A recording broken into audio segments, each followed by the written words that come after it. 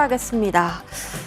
사이드카 그리고 오후장에 서킷 브레이크까지 양시장 모두 다 발동했고요. 지수 흐름부터 확인하겠습니다.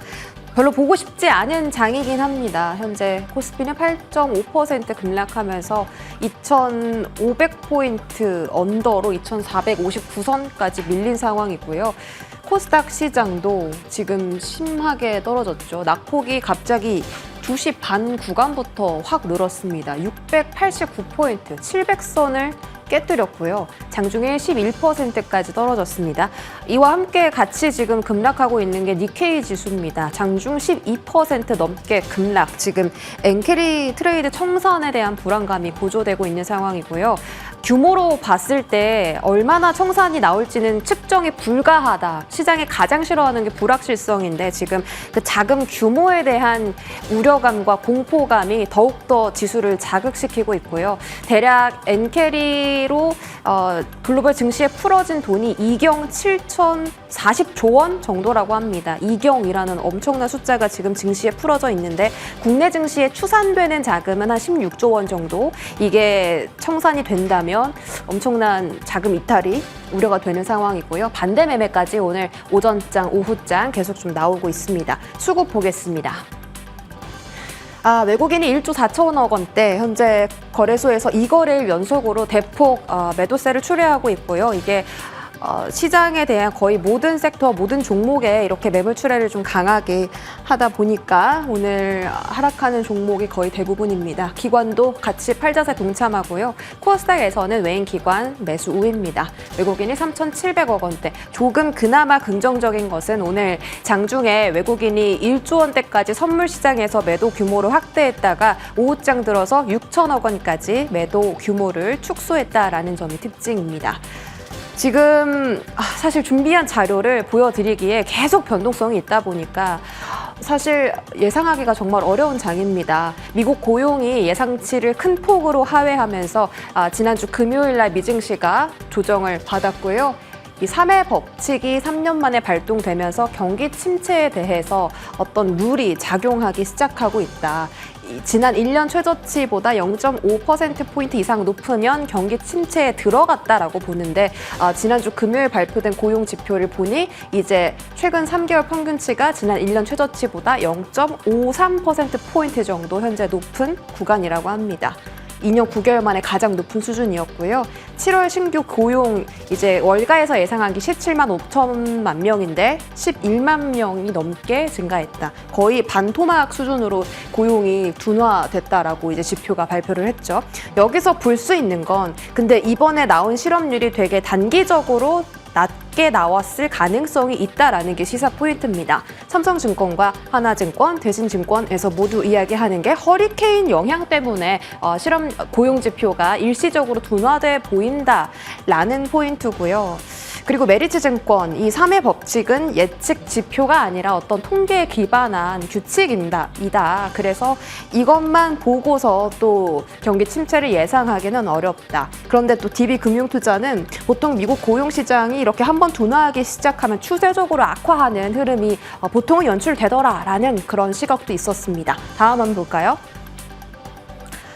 8월 인하설에 이제 B컷까지 고용지표가 크게 둔화됐다 보니까 이제는 9월 인하가 아니라 당장 다음 달에 인하를 해야 된다라는 그런 우려의 목소리가 커지고 있고요. 거기다 B컷이 한 번이 아니라 두 차례 혹은 9월, 11월, 12월 연속 25bp 인하 전망을 지금 월가에서 내놓고 있는 상황입니다. 월가의 전망이지 이게 연준 쪽의 전망은 아니고요. 확인이 필요한 부분은 이번 달 말 22일부터 24일에 열리는 잭슨홀 미팅에서의 통화정책에 관련한 발언이 정말 시장에 중요하게 작용하겠죠.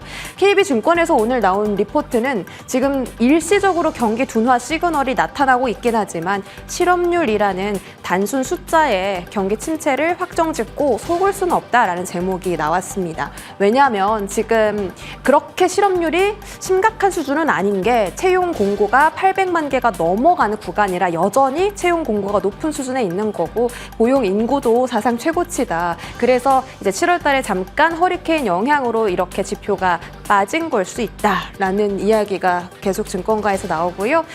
리세션 경계는 해야 됩니다. 경계는 하되 단정 짓기에는 이른 시기다. 근데 지금까지 시장을 쭉 오늘 둘러보니까 경기 침체에 대한 불안감보다는 니케이 지수가 12%까지 장중에 급락했잖아요. 지금 엔캐리 트레이드 청산에 대한 불안감이 조금 더 많이 고조되고 있는 것 같습니다. 다음 한번 볼까요?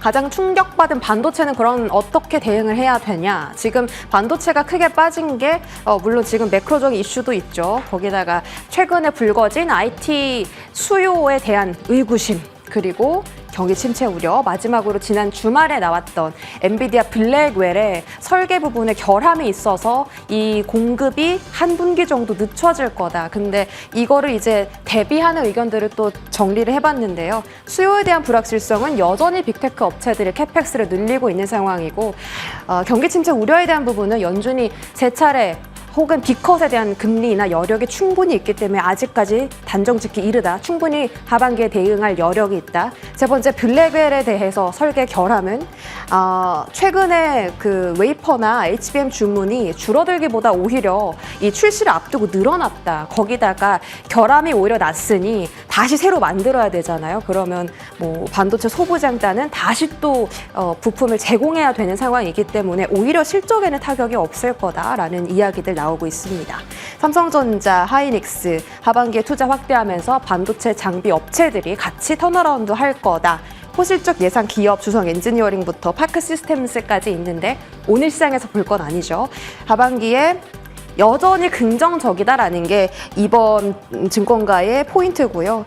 이익 성장이 가파르다. 즉 아직까지 반도체 투톱의 이익 성장 모멘텀은 확실하니 지금 같은 불확실성만 해소된다면 언제든지 반등 가파르게 나올 수 있다라는 게 포인트입니다. 다음 한번 보겠습니다.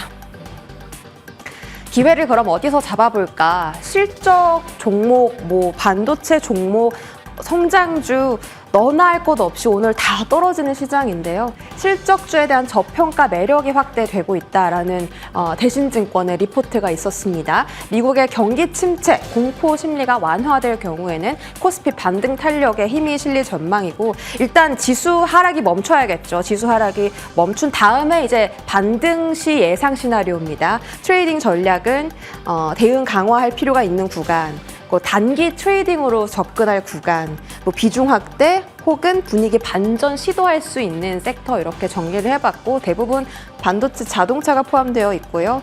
반등 시에 분위기 반전할 수 있는 건 2차 전지나 인터넷 같은 성장주까지 포함이 되어 있습니다. 그런데 이제 조금 이야기가 많이 나온 쪽은 바이오 섹터긴 합니다. 왜냐하면 금리 인하를 이렇게 세 차례 한다, 빅컷이 두 차례 나올 거다라는 전망이 강해지면서 바이오가 하반기에 조금 더 수혜를 받을 수 있는 가능성 거론되고 있고요. 오늘 시장 많이 힘듭니다. 오늘 코스피 코스닥이 단일 호가로 서킷 브레이크에 의해서 거래될 예정인데요. 이번 주 후반에는 그래도 기술적인 반등이 나오길 바라면서 브리핑에서도 시장의 흐름 자세하게 전해드리겠습니다. 브리핑 여기까지 전해드리겠습니다.